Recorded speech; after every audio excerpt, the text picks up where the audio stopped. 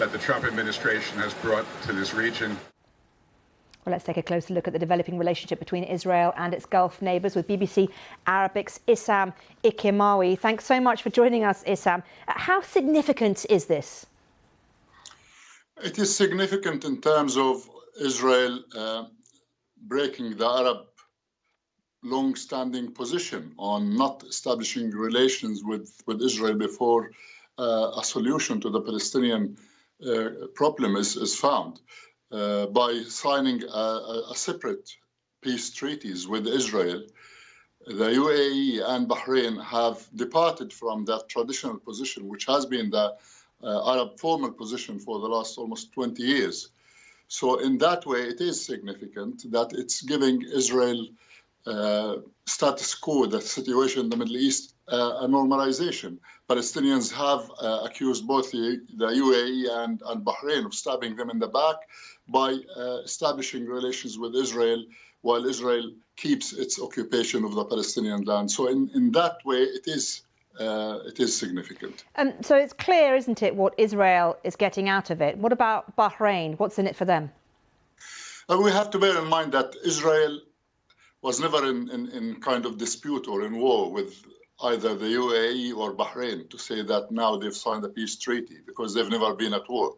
So it's very much a series of agreements about agriculture, security, tourism, flights, investment, that kind of thing. And it's very much it's been engineered by the Trump administration. I mean, today you have a large American delegation accompanying the Israelis to Bahrain, and the signing of the agreements took place in the White House with President Trump very much looming over the whole ceremony. So it's very much an American idea. It's an American project.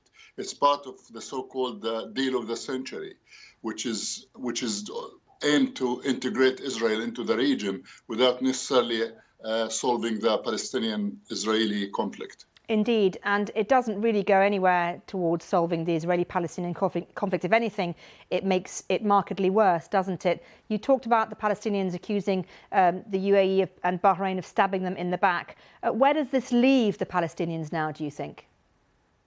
Well, the Palestinians haven't really got much of options at the moment. They're playing a waiting game. They're hoping that President Trump will lose the election and there'll be a new administration in the White House. Joe Biden administration will be very much a continuation of the Obama administration. So they're hoping that if Trump loses the election, then there might be a change in the American foreign policy. I mean, we know that under Trump, the American position is being completely aligned to the Israeli position, and therefore the Palestinians said that they couldn't negotiate with Israel and America because it was very much a diktat rather than negotiations between two parties. Accused the administration of being one-sided, totally behind Israel. All this, the old definition of being an honest broker was not there anymore. Okay. Issam Ikemawi from BBC Arabic, it's been good to get your analysis. Thank you very much.